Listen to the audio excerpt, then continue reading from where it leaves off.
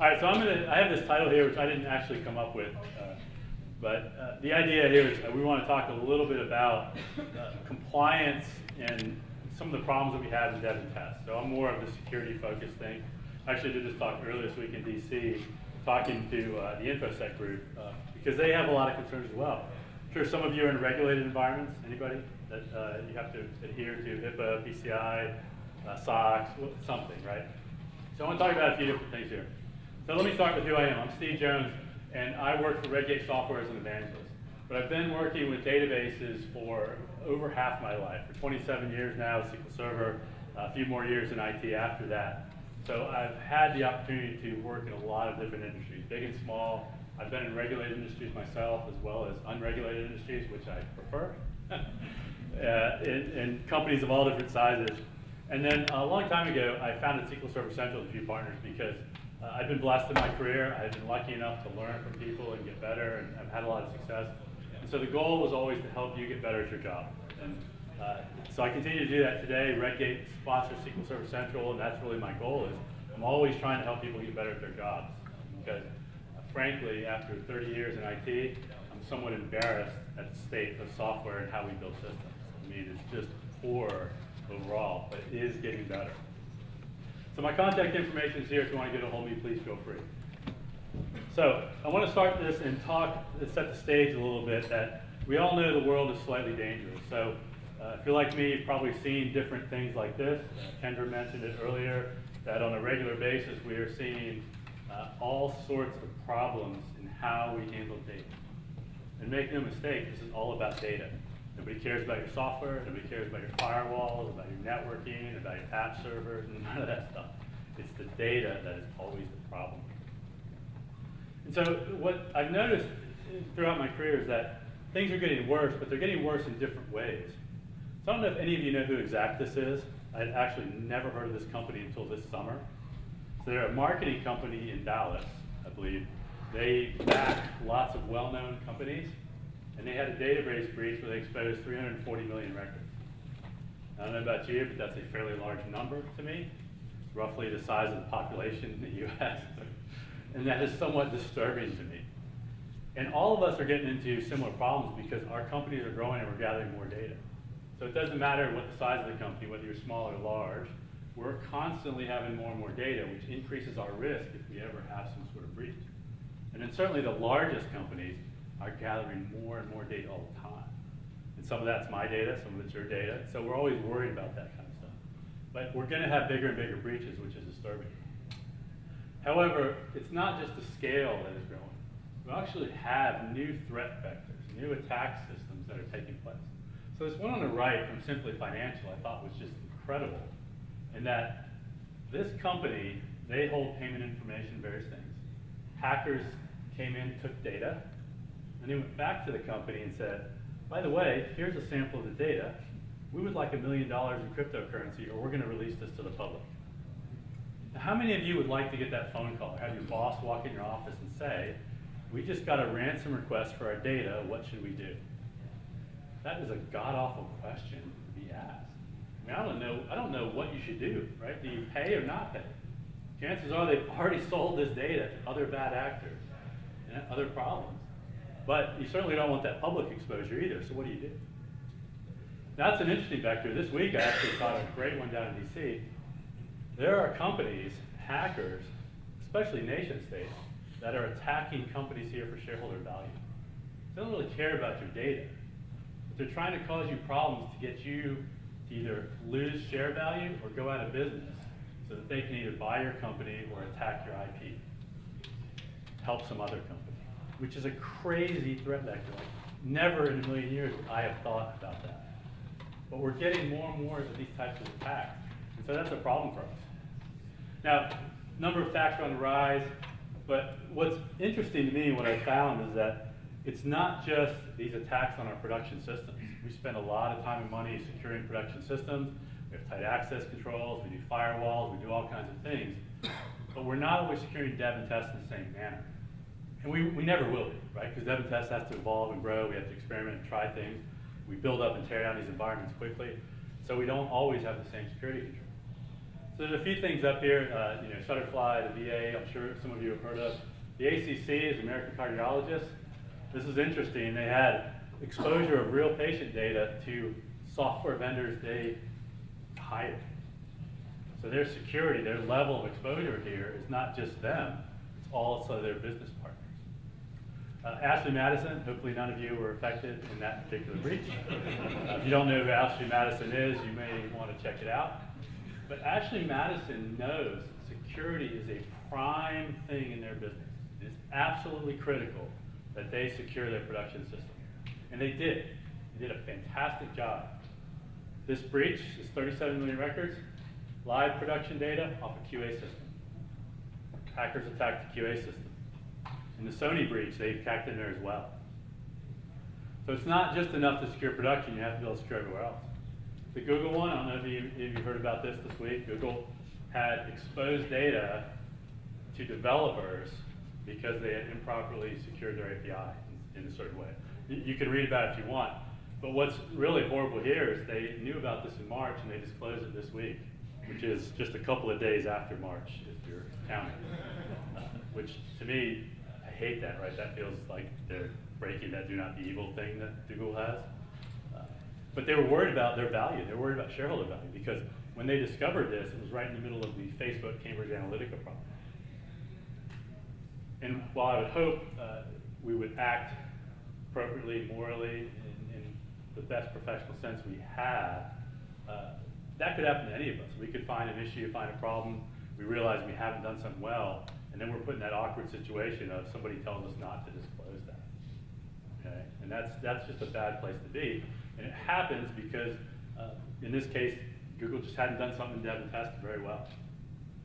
So the whole idea here, when we think about this, is that as much as we want to be concerned about security, we want to be better, we have to go faster. We are being asked on a regular basis to do more, to deliver more value, to deliver more features, to deliver more functionality, manage more databases. We've got to do this because it's changing. And part of this is DevOps. Now, Brian just talked about some of this. You all saw his talk. And really, DevOps is about us becoming better at what we do. Now, I love this definition from Donovan Brown at Microsoft. And the whole goal here, hopefully you memorize that, is that we don't want to depend or worry about who is here, what process, what tools. Are we using SQL Server or Oracle or MongoDB? Are we C# or Python or Java? Is it me or is it Grant or is it Kendra or anybody else? Ultimately, we have to remember our job is to deliver value to customers. And I have people look at this definition and say, well, I know that, right? I'm a developer, I'm doing that. But many of us forget that our job is to deliver value to customers. Because what we think is, my job is to get stuff from doing to done. And then I'm good, right? Good, send it to QA and it's good. Or my job is to manage systems and make sure they're available, or to tune a query. But ultimately, whatever we're doing has to get to somebody that uses it. That's the most important thing. So our process has to be smooth and has to be efficient. It doesn't mean we release every day. It doesn't mean we release every week. It means we release when we have to, when we have the ability to. We try to get stuff out to our customers. How many of you are DBAs, like pure DBAs, data people? You? The rest of you developers? I know there's probably some management things. How many of you think the database is just as easy to work with as code, application code? Not one of you? Really? One, two? Not very many. It is and it isn't. And overall, in my career, I think there's a lot of stuff that database people we can learn from application developers, but we certainly have other constraints we have to worry about, not the least of which we have to maintain state. But we can't be the bottleneck, because when we're the bottleneck, what happens is people go around the process, or they try something different, or we make poor decisions. We have to evolve faster as database professionals. We have to keep up with the application. Now, theoretically, the rate of change in the database is slower than applications because you do a lot of features for relatively few buckets that we build in the database. So we ought to be able to keep up, and that's really what we're trying to do at Redgate. We spend a lot of time and money researching and talking to you and building tools so that you can go faster, you can go smoother. Now, Brian showed this earlier. I don't know if Kendra showed it or whatever, but this flow, right, from development flowing through to production, whether I'm building Python code or whether I'm building T-SQL code, that's the whole idea. Right? We're trying to get this stuff to flow through. but it's not really a linear flow. And that's the thing that we've been talking about, and we've started to change this a little bit, because it's not just about a one-way flow to get stuff done, is that we have to learn and become better. You know, a lot of the concepts that Brian mentions with DevOps is feedback, getting better, improving the process. It only comes with a flow. And so it certainly does start in development. We want to standardize some things, we want to work together. I've heard some of you ask questions about, well, DBAs want to do this, developers want to do this, or we want to do it one way and somebody else wants to do it a different way. We can't have that. Right? We have to work in a controlled fashion. This is not heavyweight, it's not difficult, but it is trying to work together to become better over time. And it starts with source control. And I was thrilled to hear auditors and security people this week say that source control is absolutely the key to passing most of our audits. Because I can see the version of code, I can see the version of configuration, the version of settings, the version of any data change, the version of security. I have to have stuff in source control. And if you get almost nothing else out of today, please use source control. Do not have to use Redgate products if you don't want. I would like it if you did, but you don't have to. But please, please, please use source control, because it is the foundation for a lot of this stuff. We have to use automation. Who here is smart? None of you, like 8 of you? Wow, it's a low self-esteem day here. But now ask how many are genius. Yeah. How many are genius? Is that? Yeah. More. You are smart people, right? We pay you. We know you can solve problems. You are great at your job, right? You need a great consultant. Derek is great at his job, right? He's fantastic. But Derek is not reliable. Not because he won't show up to work, but because if I ask Derek to make sure that he runs the code on a production server 1,000,000 times, you're going to make a mistake. Hopefully not a lot, but it's going to happen. Humans are not repeatable and reliable. You are just not, especially on tedious tasks. You're absolutely horrible at that. What you are fantastic about is coming up with amazing solutions to this, building incredible software, good database design, and tuning queries. So we use automation, we use processing here to do the tedious stuff. And a lot of what DevOps is comes out of manufacturing, which is the stuff that we can, kind of build into a repeatable process. Let's do that. And then let's let humans do the stuff they're very good at, which is solving problems. And this is the easy part of DevOps, really.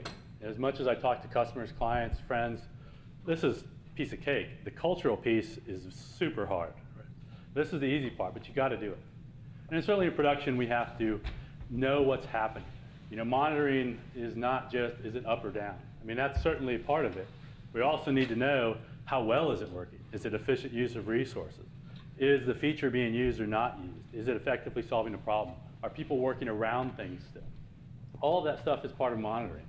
It goes along with performance and optimization and all that, but it also is feeding back. And that's where this bottom comes in, is we have to feed back to development. And we have to protect our data and preserve it. And this is primarily what the DBAs think about, right? We have to back it up. We have to make sure it's available. I have to be able to restore, have DR, HA, or all that technology.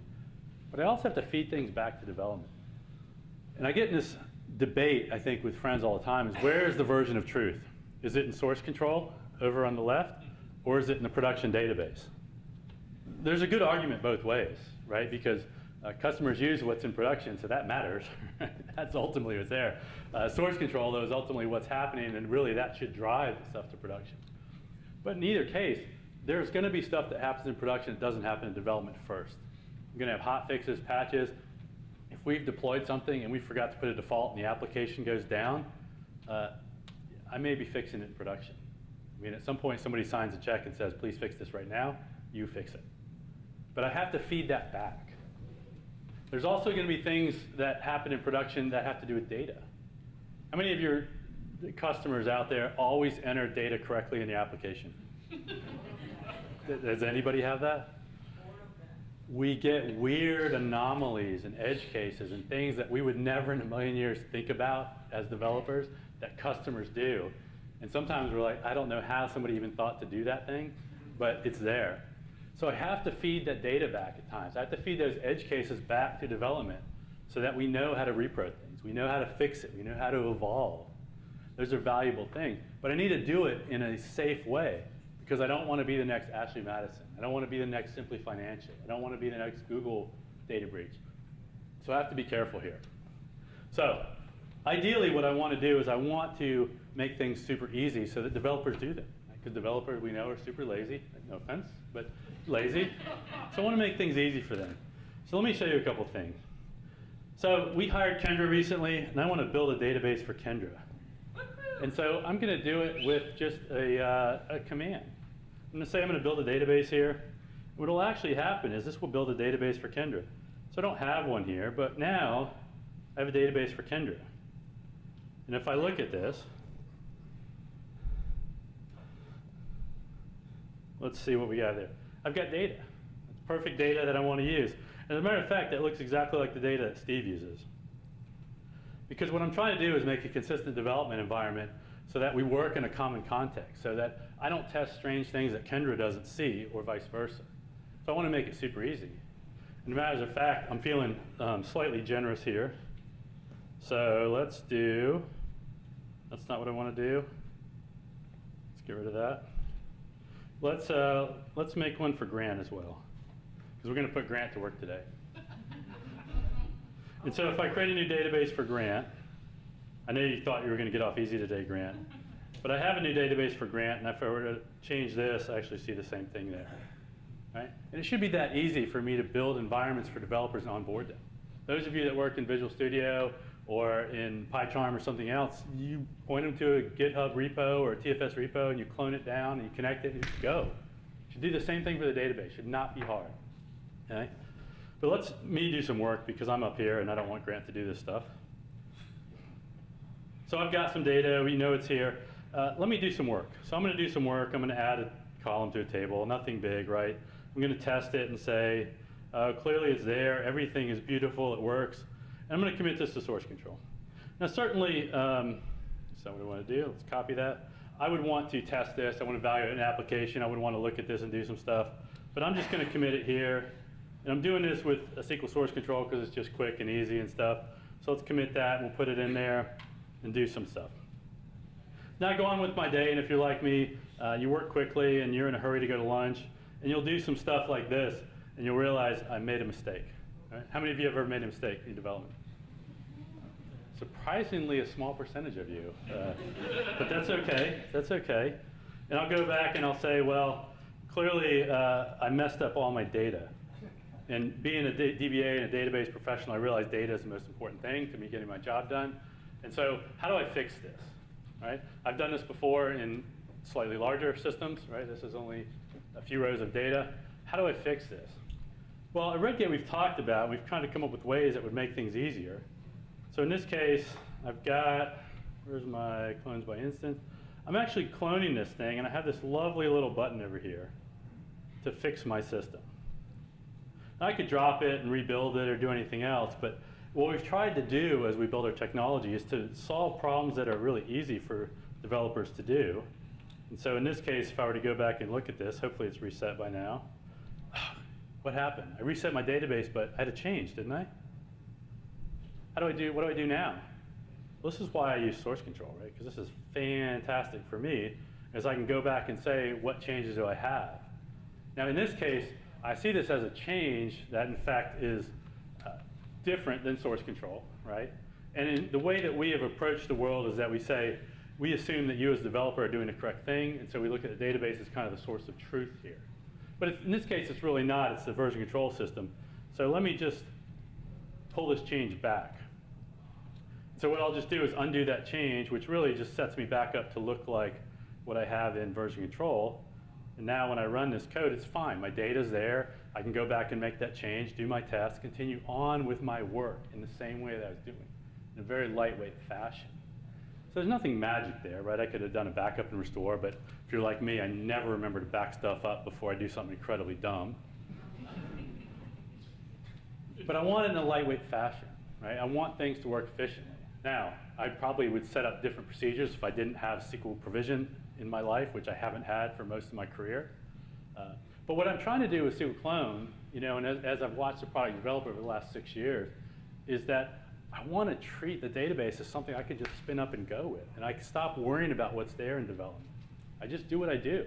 And if I reset it, I just reset it. I just reset it constantly as needed, which is something I've never been able to do as a database developer in my career.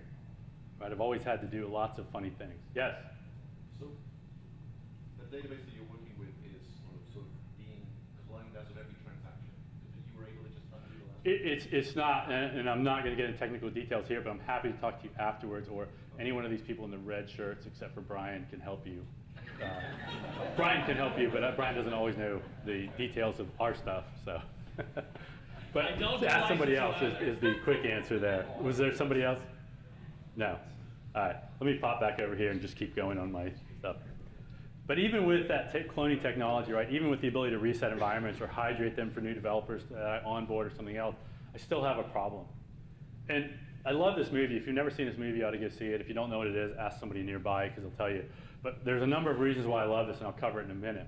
So we still have this problem because at Redgate, we commission surveys constantly because we realize we don't know everything. And so we ask companies that know how to do surveys different questions about the world of development and databases. And this question has been up there for a few years. And we've gotten this result, which is horrifying, right? Brian talks about this. And roughly 83% of you want to use production data in development. You got customers. It's worse because there's people that don't want to do this and do because that's the way the environment works. Matter of fact, we have a couple customers that work in state agencies that have a multi-terabyte production database, and they get one copy of that the developers use, and then they stop and they turn it over to QA, and the QA people get to use it. And guess what data is in there? Live data. I won't tell you which state it is. It's not this one because it's slightly embarrassing that happens. But this is horrible because this creates risk. Right? This creates reasons to not pass SOX audits or HIPAA audits or PCI audits or compliance. And it's just dumb. But we have this conflict that we're still trying to build because ultimately developers have to move faster. Right? We're being pressured to build software that meets our business need, that meets the goal of our public agency, that helps our charity or charitable organization move forward. We have to go forward. And we want realistic data. Because when a customer comes to me or a business analyst comes to me and says, fix this thing, build this thing, we need a common reference of what we're talking about. Excuse me, when I get a bug report and I have to do it, I want to have that realistic data that helps me to understand what's there. And of course, I want to do it at my pace. Right? I want to be able to reset, rebuild, change, destroy environments as I want to. But as a DBA, I feel differently. Every copy of data is risk to me. Every copy of data potentially means that we're going to have a data breach, and then this is going to ring. I really hate when this rings. Like, I hate phone calls. I hate pages. I've had enough of them in my life. I don't need any more of them. So I'm worried about every copy of data that exists out there because I want to know where it is because everyone is risk. And I also want to make sure that sensitive data is sanitized. I want to make sure it's anonymized, it's delinked, it's pseudonymized, it's randomized, it's something else. Because that way, I try to help developers do their jobs, but in a safe way that's not going to cause my phone to ring, because that's my goal. And we find that provisioning is this blocker, that as we try to go faster in development, we try to make the database keep up with software, we have all these reasons. Right? Time is an issue, copy the database, move it around, call the DBA, wait for them to do something. We don't want any of that. Storage is certainly an issue in most organizations. I think some of the surveys in the past have found on average enterprises keep 5 or 6 copies of production data, if not more. Interestingly enough, I think it was at Connect this week, one of the companies, they had surveyed out a number of their large enterprise customers. What they found is that 20% of the copies of databases that are out there aren't being used. Like, they're made and they're forgotten about. I don't know about you, but 20% feels like a significant number of wasted storage and space. Certainly security is an issue, but there's also testing and environment conflicts. Like, I'm a huge believer in sandboxes for developers. How many of you developers, you're a developer, how many of you want to allow other developers next to you to work on the same class at the same time you are? It happens. Not fun though, right? Causes problems, causes all kinds of issues. There's environments when I can't have multiple environments, we often forget to do things like performance testing or pen testing or something else because we're like, don't have a separate environment for you. All these things become issues in us trying to build software at the pace we want to move. Now, in that wonderful movie, Apollo 13, the best part of it, apart from being very geeky and science fiction to me, is, you know, when there's trying to solve these problems, right? We know there's people up there, we've got to fix the oxygen and things. And they're going around trying to figure out, the engineers are like, well, normally when the filter's bad, we put a new filter in, right? Or when the part goes bad, we just do it this way. And we have a procedure to restart because we know it works, we've tested it. And to me, the best part is when Ed Harris goes in there, it's like, I don't really care about your problems, right? It doesn't really matter what you're telling me. Find a way to solve it. And that's the best thing you can do as we move forward to try to work together in DevOps and try to build development is, don't bring me your problems. I have enough problems in my life. I don't care about any of your problems. Okay? Bring me solutions. So developers, you don't like something, bring a solution. Tell them why it's a problem and then make a solution. DBAs, you don't like it, bring a solution. We don't get anywhere by just bringing problems. And I chastise auditors this week because I'm like, you guys go to production and you start yelling at me about all these things that are wrong. I don't really care about your problems, right? As a developer or DBA, I got enough problems. Bring me a solution. Tell me how we can make this work better. How can we shift left? We build security or we build something else into the process early on. Please shift your testing left. Don't let QA wait till the last 4 days before release to just examine everything. Please shift it left. Don't bring problems, bring solutions. So at Redgate, we've been trying to do that. We've been trying to build solutions to what we're doing. And so ideally, when I'm trying to build out databases for use prior to production, I want to do all these things. I want to know where all the copies of my data are. Because, again, that's risk. Every time I have a copy out there, it's risk. It's also resources. You know, a lot of times, I have to go beg the SAN admin for more copies of databases. So I want to know how many are out there and when they're being used. I certainly want to build the system the way I need to build it. Because the way I build it for Project A may not be the way I build it for Project B. Microsoft went through this, right? Because Bob is here, you can ask him, the last few years, the way that they build SQL Server for Windows doesn't work in SQL Server for Linux. Now some pieces of it work, right? Some of the code base is still the same, but they have to spin up all these different environments. They have to have control to do things in a different manner. And that's the same thing I want here. Of course, I have to sanitize data. I have to make sure access controls work correctly. And a lot of people forget about access controls because the way I secure production is different than development. But development stuff is going to flow through. And so I got to make sure that I don't give developers access to production. I don't use the same passwords or cryptographic objects or encryption in production. And I got to make sure when I go back to development, I don't push that stuff back either. So I have to make sure to sanitize that stuff out.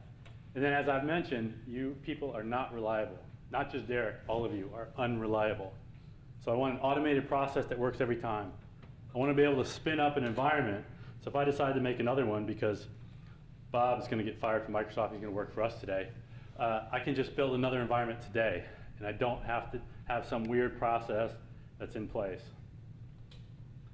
And then lastly, I need transparency in auditing, because I'm going to make mistakes. I mean, I make mistakes all the time. I want to know what went wrong. And this is the one thing in DevOps I think that we forget, that pushing out changes is great. You know, adapting to customer stuff is great. Having this improving software is great, but things are going to go wrong. And the one thing DevOps shows is that the companies that do this, they recover infinitely faster than the companies that don't. And orders of magnitude faster. And ultimately, I just accept I'm human. I accept we're going to make mistakes. We're going to break things along the way as we try to be better. But I need to be able to know what happened and recover quickly. So certainly I want to do this in provisioning so that we can improve our process. But all throughout the life cycle, I need to know what went wrong so that I can go better. And Brian showed you some of this in the automation to have logs. I want that everywhere. So with that, I think I broke something slightly, but it's all right. Let's go forward. Let me just show you real quick a couple other things. So I'm going to jump over to another instance here. I've got this production database here. And let's look at this. I think the customer table is what I want. I've got names, I've got addresses, I've got various information in here that I want to provision back to production. And this is one of those tools I think with SQL Provision that I love for Redgate, that it fundamentally changes the way that I do development in a way that I wouldn't have done in the past. So apart from being able to quickly build it, I want to be able to provide this environment for developers that's similar to production, that's similar scale, similar SKU, looks like it, but it's safe. So I want to worry about some of these things. So SQL clone, I could do this automated fashion, but I'm just going to do it here so that you can kind of see what I'm doing. Let's pick that. Whoa. What did I do? There it is. Let's pick that database that I just looked at. And I'm going to modify it a little bit. And so somewhere on here, I have a set of masking sets. Let me add some modifications, or let me just pick something here. It doesn't really matter. I'm going to put this in a place. And then let's call it DM, what is today, 2018, 10, 12. Right? And so what I'm doing here is I'm essentially just making a copy of my database. Right? Because at some point, I need to make a copy. Now, I've done this in the past with Snap clones and SAN technology. I've done this with backup and restore. I've done it with BCP. I've done it probably every single way I could do it. And this is the same thing. But the nice thing here is that I'm going to build a copy that I can share out to other people. So I can let multiple developers or multiple build agents or automated systems or QA people or security people or anybody else use this environment. And they'll have read-write access and the ability to change things. So as I build this out, I build an image on an automated fashion. Now I could certainly do this in PowerShell. This would be the code I'd use, and there would be my masking file and my other script, and I would just run some PowerShell code to do it. But I just did it here so that we could see it live. In this case, let's make a copy, and I don't need modifications here. Let's put it back there, and we're going to say DM dev Steve. And before I do that, just so we know, I don't have that database here, but let's create it. And you can see it just takes a few seconds to make this out. And just like I did before, I could certainly have done this with the other way that I did this. And let's split this so we can see some things. So here was my production database. Here is my other database. And let's look at the data. So I've moved data around, right? I've changed names so that I don't have anything exposed. I've tried to match up names correctly with genders. I've moved around addresses. So if I look over here, I've actually changed some addresses, changed credit card numbers. I've masked all the data I want. So I've created a safe set, but I've done more than that. So if I go down to the bottom of my production set, see I've got 99 records. Let's come over here. Here I've actually got a few more. So what I've actually done is I've injected data for cases that I need, for things I have to solve. Because one of the things I do need is I want a common framework of reference to solve the problems I'm trying to solve. So I've worked with an accounting firm before as a client, and they came to me and said, we have 12 transactions in the general ledger we have to handle. Okay? You have to put something to account, split something among multiple accounts, do a weighted split, do various items in the general ledger. And of the millions and millions and millions of transactions we have, there's really only 12 kinds of transactions that we do.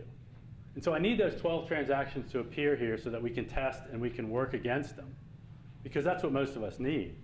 But I also want to have the weirdness, the strange things that happen in production, so I put out a larger scale set of data as well. And that allows me to work fast and solve my business problems the same way. And that's not what I want to do. Let's come over here. So ultimately, what I'm trying to do when I do provisioning is I'm trying to build a process that's repeatable, reliable, that's quick, that I can count on, and that doesn't interfere with what I'm trying to do as a developer. So I'm trying to be as consistent as possible and build something in place, trying to use automation. I'm trying to make it so it's self-service. So I can allow developers to run the PowerShell script or click the button on the screen or anything that they want to do at their pace. So no longer do I have to worry about starting a transaction and changing some data and looking at the application and hoping that locks don't get in the way and then rolling back the transaction. I don't have to do any of that stuff again. Now I can just do whatever I want, reset my database, keep going, right? Practice. Save my code in source control, reapply it as needed, which is great because then I practice that over and over again, right? That I make the changes appropriately. And I want to give you production-like databases in environments where possible. Now I'm a huge fan of using smaller sets early in development, but production-sized sets as I move through the process so that I can evaluate appropriately what's going on. Because we all know, well, none of us really know, but Bob would know, why things work perfectly at 10,000 rows and at 10,001 performance just drops. Right? And I need to find those places, and I need to know how to rewrite queries and tune them and all that other stuff.